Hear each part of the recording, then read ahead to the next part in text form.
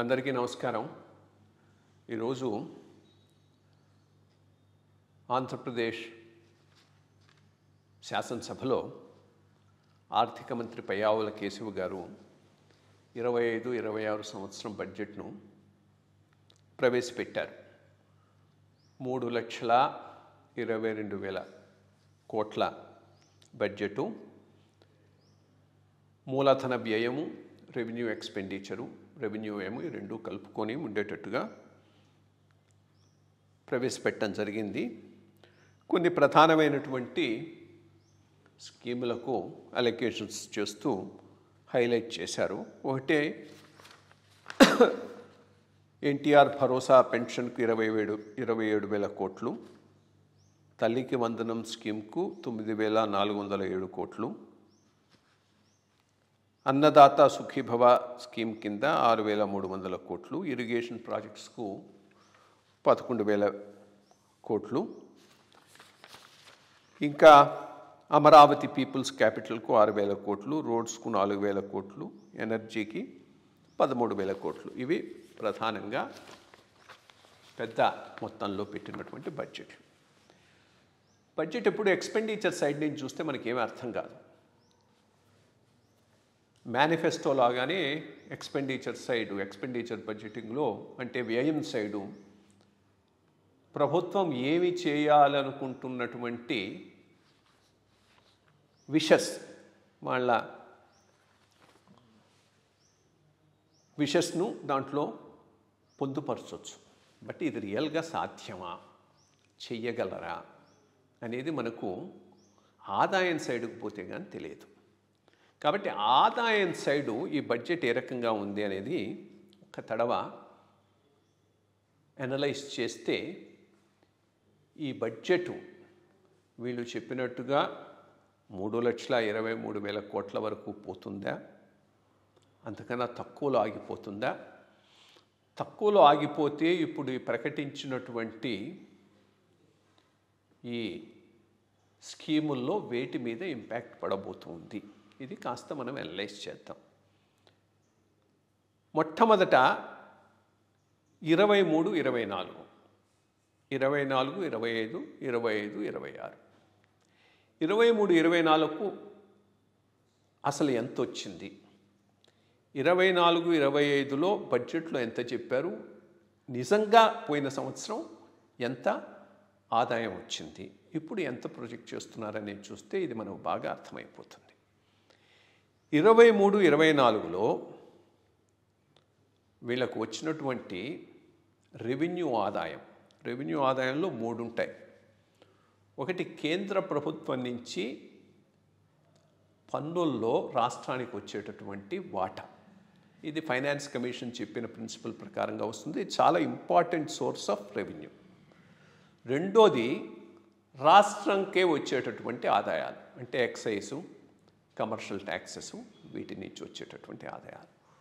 మూడోది non tax revenues అంటే బేసిక్గా మినరల్స్, వీటి మీద వచ్చేటటువంటి రాయల్టీస్, ఇవన్నీ కూడా ఈ నాన్ ట్యాక్స్ రెవెన్యూస్కి వస్తాయి. నాలుగోది గ్రాంట్స్ నీడ్, కేంద్ర ప్రభుత్వం నుంచి వచ్చేటటువంటి గ్రాంట్స్, ఇవన్నీ కలుపుకొని రెవెన్యూ సైడ్ వస్తాయి. ఈ రెవెన్యూ సైడ్ రిసీట్స్ 23, 24 సంవత్సరానికి యాక్చువల్స్ అంటే ఆ సంవత్సరాన్ని అంతా సిఏజీ ఆడిట్ గీడిట్ అయిపోయి మనకు యాక్చువల్స్ ప్రెజెంట్ చేస్తున్నారు. అదే ఇప్పుడు కూడా అంతే, ఒక సంవత్సరం వెనక్కు యాక్చువల్స్ని ప్రెజెంట్ చేస్తారు. ఒక సంవత్సరం వెనక్కు యాక్చువల్స్ చూస్తే రెవెన్యూ రిసీట్స్ వచ్చినవి 1,73,000 కోట్లు. 1,73,000 కోట్ల రెవెన్యూతో 24, 25 అంటే ఇప్పుడు జరిగిపోతున్నటువంటి సంవత్సరానికి వీళ్ళు బడ్జెట్లో ప్రొజెక్ట్ చేసుకున్నది 2,00,000 కోట్లు. 2,01,000 అనుకోండి, సో 2 లక్షలు అనుకుందాం.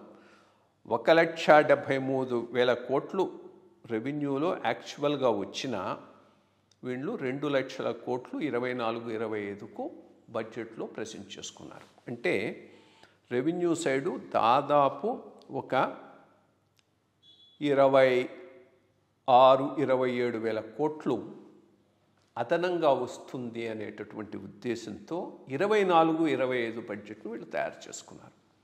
కానీ యాక్చువల్గా ఎంత వచ్చింది? రెవెన్యూ సైడ్ వచ్చిన ఆదాయం 1,76,000 కోట్లు. అంటే 23-24 కన్నా 24-25లో 3,000 కోట్లు మాత్రమే పెరిగింది. రెవెన్యూ సైడ్ వచ్చినటువంటి ఆదాయం జస్ట్ 3,000 కోట్లు. 1,73,000 కోట్లు 23-24లో వస్తే 24-25 సవరించిన అంచనాల ప్రకారం వచ్చిన ఆదాయం 1,76,000 కోట్లు. అంటే 3,000 కోట్లు మాత్రమే రెవెన్యూ సైడ్ పెరిగింది. దానిని ఇప్పుడు వీళ్ళు ఎంతకు పెంచుతున్నారు? 2,17,000 కోట్లకు. అంటే ఆల్మోస్ట్ ఆల్ 40,000 కోట్లు అదనంగా వస్తుంది అని అంచనా వేస్తున్నారు. అంటే 1,76,000 నుంచి 2,00,000 24,000 crores, 24 ప్లస్ ఇంకో 17. 24 ప్లస్ 17 అంటే 34 ప్లస్ 7 అరౌండ్ 40,000 కోట్ల దాకా అంచనా. ఇది వస్తుందా? వచ్చే అవకాశమే లేదు. దీంట్లో ప్రధానంగా ఏది ఎక్కువ చూపెడుతున్నారు? సెంట్రల్ షేరు సరిగ్గానే చూపెడుతున్నారు. 52,000 కోట్లు 24-25లో వచ్చింది. 57,000 కోట్లు బడ్జెట్లో చూపెడుతున్నారు. కాబట్టి ఇంకో 5,000 కోట్లు వచ్చే అవకాశం ఉంది. ఎక్కువగా ఎక్కడ పెంచేశారంటే ట్యాక్స్ రెవెన్యూ. వీళ్ళకు వచ్చేటటువంటి ఎక్సైజు కమర్షియల్ ట్యాక్సెస్లో 24-25లో 94,000 కోట్లు వస్తే 25-26కు 1,09,000 కోట్లు చూపెడుతున్నారు. 1,09,000 కోట్లు అంటే అక్కడ 9, ఇక్కడ 6, 10, ఆల్మోస్ట్ ఆల్ 15,000 కోట్లు ఎక్సెస్గా వస్తుందని చూపెడుతున్నారు. ఇంత వచ్చే అవకాశం ఉండకపోవచ్చు. అఫ్కోర్స్ దీంట్లో ట్యాక్స్ రెవెన్యూ వరకు 23-24తో పోల్చి చూసుకుంటే 24-25లో ఒక 9,000 కోట్ల దాకా పెరిగింది. మరి 9,000 కోట్ల నుంచి ఇప్పుడు ఆల్మోస్ట్ ఆల్ 15,000 కోట్లు పెరిగే అవకాశం ఉందా? ఉండకపోవచ్చు. ఇక్కడ బాగా వీళ్లకు దెబ్బ కొట్టేటటువంటి అవకాశం ఉన్నది రెవెన్యూ రిసీట్స్లో. ఇక రెండోది ఏది చూపెడుతున్నారు? బాగా ఇన్ఫ్లేట్ చేసి చూపెడుతున్నది non tax revenues. Non tax రెవెన్యూస్లో 7,000 కోట్లు 24-25లో వస్తే 19,000 కోట్లు 25-26కు చూపెడుతున్నారు. అంటే ఆల్మోస్ట్ ఆల్ ఇక్కడ 3, అదో 9, 10, బట్ 12,000 కోట్ల దాకా అదనంగా వచ్చేటట్టు చూపెట్టుకుంటున్నారు. మరి 23-24కు సంబంధించి 24-25కి ఏమైనా పెరిగిందంటే లేదు. ఇన్ఫ్యాక్ట్ తగ్గింది. 23-24లో నాన్ ట్యాక్స్ రెవెన్యూ, ట్యాక్సేతర రెవెన్యూ 7,432 కోట్లు వస్తే 24-25 సవరించిన అంచనాల ప్రకారం అది 7,018 కోట్లే అయింది. అంటే ఒక 400 కోట్లు తగ్గింది.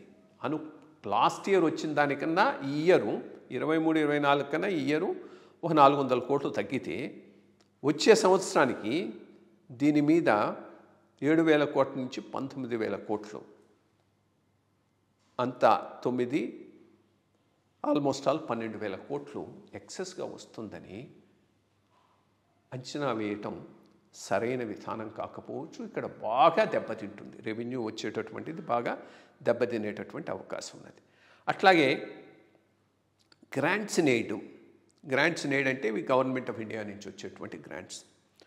వీటిలో 23-24లో 34,000 కోట్లు వచ్చింది. 24-25లో ఇది బాగా తగ్గింది, 21,000 కోట్లకు వచ్చింది. ఇప్పుడు మళ్ళా 32,000 కోట్లు అంచనా వేస్తున్నారు. మేబీ రావచ్చేమో. ఎందుకనంటే 23-24లో 34,000 కోట్లు ఉన్నప్పుడు 24-25లో తగ్గడానికి ఏదైనా రీజన్ ఉండాలి. దానివల్ల తగ్గించేందుకు ఇది రావచ్చనే అంచనా వేద్దాం. ఈ అంచనా వేసినా కానీ బ్రాడ్గా ఈ రెవెన్యూ సైడు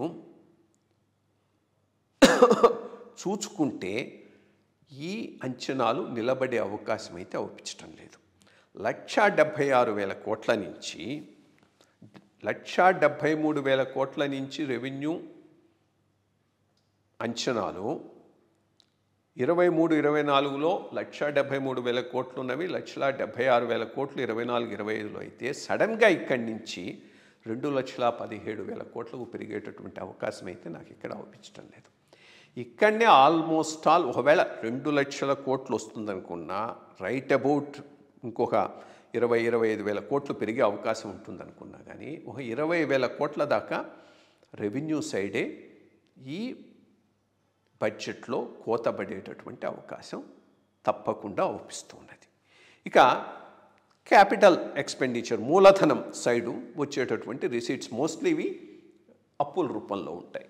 చూద్దాం. ఇది 23-24 79,000 కోట్లు ఉంటే 24-25లో 98,000 కోట్లకు పోయింది. అంటే బడ్జెట్లో వీళ్ళు 93,000 కోట్లు పెట్టుకున్నారు, 98,000 కోట్లకు పోయింది. 98,000 కోట్లు ఉన్నదాన్ని ఇప్పుడు వీళ్ళు 1,04,000 కోట్లుగా ప్రొజెక్ట్ చేస్తున్నారు 25-26కు. కానీ ఇక్కడ వీళ్ళు చేస్తున్న దాంట్లో మనకు బాగా అవుపిస్తూ ఉన్నది ఏంది అని అంటే అదర్ లోన్స్లో వీళ్ళు చూపెడుతూ ఉన్నది ఓపెన్ మార్కెట్ బారోయింగ్. ఇదే దీని ద్వారానే మోస్ట్లీ వస్తుంది, వచ్చేదంతా ఓపెన్ మార్కెట్ బారోయింగ్ ద్వారానే వస్తూ ఉంటుంది. ఇది 23-24లో 68,000 కోట్లు ఉంది. బడ్జెట్లో 71,000 కోట్లు పెట్టి బట్ ఎక్కువ బారోయింగ్ చేశారు, 78,000 కోట్ల దాకా బారో చేశారు. దీని మీద మళ్ళా ఇంకో 2,000 కోట్ల బారోయింగ్ చూపెడుతున్నారు. ఇంత ఫ్లెక్సిబిలిటీ వీళ్ళకు ఉంటుందా ఎఫ్ఆర్బిఎంలో? ఇప్పటికే మ్యాసివ్ లోనింగ్తో రాష్ట్రం అప్పుల పాలైనప్పుడు మళ్ళా ఇంకో 80,000 కోట్లు అప్పు చేసేటటువంటి అవకాశం వీళ్లకు ఈ సంవత్సరం ఉంటుందా? సో బ్రాడ్గా రెవెన్యూ సైడ్ అయితే ఆల్మోస్ట్ ఆల్ 40,000 కోట్ల దాకా అంచనాల్లో ఎక్సెస్ అవుపిస్తూ ఉన్నది, వచ్చే అవకాశం లేదు. ఇక క్యాపిటల్ సైడు డిపెండ్స్, అది ఎంత ఫ్లెక్సిబిలిటీ ఉంది, గవర్నమెంట్ ఆఫ్ ఇండియా ఎంత వీళ్ళను అకామిడేట్ చేస్తుంది అనే దాని మీద ఆధారపడి ఉంటుంది. సో ఇది కూడా మేబీ 80,000 కోట్లు వచ్చే అవకాశం ఉండొచ్చు. బట్ రెవెన్యూ సైడ్ మాత్రం తప్పకుండా ఒక 20-25,000 కోట్ల కోత అయితే స్ట్రైట్ అవే ఎక్కడనే అవుపిస్తూ ఉన్నది. సో 3,22,000 కోట్లకు పెట్టుకున్నటువంటి బడ్జెట్ నా దృష్టిలో 3 లక్షల కోట్ల దగ్గర ఆగిపోయే అవకాశమే అనిపిస్తుంది. అది ఆప్టిమిస్టిక్గా 3 లక్షల కోట్లు, రియలిస్టిక్గా మేబీ 2,90,000 కోట్ల దగ్గర ఆగిపోవచ్చు. ఎందుకనంటే లాస్ట్ ఇయరు వీళ్ళు 2,94,000 కోట్లు అనుకుంటే అది 2,74,000 కోట్ల దగ్గరనే, 1,000 కోట్ల దగ్గరనే ఆగిపోయింది. అంటే ఆల్మోస్ట్ ఆల్ 20,000 కోట్లు తగ్గిపోయింది. సో ఇప్పుడు వీళ్ళు 3,22,000 కోట్లు అనుకుంటే ఆప్టిమిస్టిక్గా 3 లక్షల కోట్ల దగ్గర ఆగిపోవచ్చు, లేదా 2,90,000 కోట్ల దగ్గర ఆగిపోవచ్చు ఓవరాల్ బడ్జెట్. సో అట్లాంటప్పుడు ఈ కోత ఎక్కడ పడవచ్చు? కోత ఎక్కువగా క్యాపిటల్ సైడ్ పడేటటువంటి అవకాశం ఉన్నది. క్యాపిటల్ సైడ్ వీళ్ళు పెట్టినటువంటి ఎక్స్పెండిచరు 40,000 కోట్ల దాకా ఉంది. 40,000 కోట్లలో 20,000 కోట్లు తగ్గిపోతే క్యాపిటల్ ఎక్స్పెండిచరు 20,000 కోట్ల దగ్గరనే ఆగిపోయేటటువంటి అవకాశం ఉంది. అంటే ఇరిగేషన్ ప్రాజెక్ట్సు, మిగిలిన ఈ ప్రాజెక్ట్సు ఆగేటటువంటి అవకాశం ఉంది. రెవెన్యూ సైడ్ ఎదురుతిరిగి కోసేటటువంటి అవకాశం లేదు కాబట్టి అదే కంటిన్యూ చేస్తారని నేను అనుకుంటూ ఉన్నాను. సో ఓవరాల్గా రిసోర్స్ క్రంచ్ అయితే రాష్ట్రంలో ఉన్నది. బడ్జెట్ ఇన్ఫ్లేట్ చేసి ఆదాయాలు చూపెట్టారు. ఏ స్కీమ్స్ మీద కోత పడుతుంది ఇన్ ది ఎండ్ అనేటటువంటి వీళ్ళ ప్రియారిటీస్ మీద ఆధారపడి ఉంటుంది. బడ్జెట్ మేనిఫెస్టోలో చెప్పినవన్నీ బడ్జెట్లో ఉన్నాయి కాబట్టి అవన్నీ అమలవుతాయి కూడా అనుకోవటానికి అవకాశం లేదు. ఒక 20-25,000 కోట్ల బడ్జెట్లో కోత స్ట్రైట్గా అవుపిస్తూ ఉన్నది. ఇంకా ఏవైనా గనక కొన్ని అంశాల్లో గనక వీళ్ళు అనుకున్నట్టుగా రెవెన్యూస్ రాకపోతే ఇంకా ఎక్కువ కోత పడేటటువంటి అవకాశం ఉంది. కాబట్టి సేమ్ థింగ్, బేసిక్గా ఆర్థికంగా రాష్ట్ర పరిస్థితి బాగలేదు అనేటటువంటిది చాలా ప్రస్ఫుటంగా అవుపిస్తూ ఉన్నది. అటువంటి పరిస్థితుల్లో చెప్పిన స్కీమ్స్ అన్నీ చెప్పిన విధంగా అమలు కాకపోవచ్చు, చాలా వరకు కోతలు పడవచ్చు. కోతలు పడినప్పుడు ఏవి కోత ఏది అనేటటువంటిది సీఎంఓ మీద, ఫైనాన్స్ డిపార్ట్మెంట్ మీద ఆధారపడి ఉంటుంది. చాలా ఆప్టిమిస్టిక్ బడ్జెట్, స్ట్రైట్ అవే 20,000 కోట్లు ఎక్సెస్ మనకు ఈ ఫిగర్స్లోనే అవుపిస్తూ ఉన్నది. యాక్చువాలిటీకి వచ్చేటప్పటికి అది 20,000 కోట్ల కోతలో ఉంటుందా, 30,000-40,000 కోట్ల దాకా పోతుందా అనేటటువంటిది గవర్నమెంట్ ఆఫ్ ఇండియా నుంచి వచ్చే ఫండ్స్ మీద, వీళ్ళ రిసోర్స్ మొబిలైజేషన్ మీద ఆధారపడి ఉంటుంది.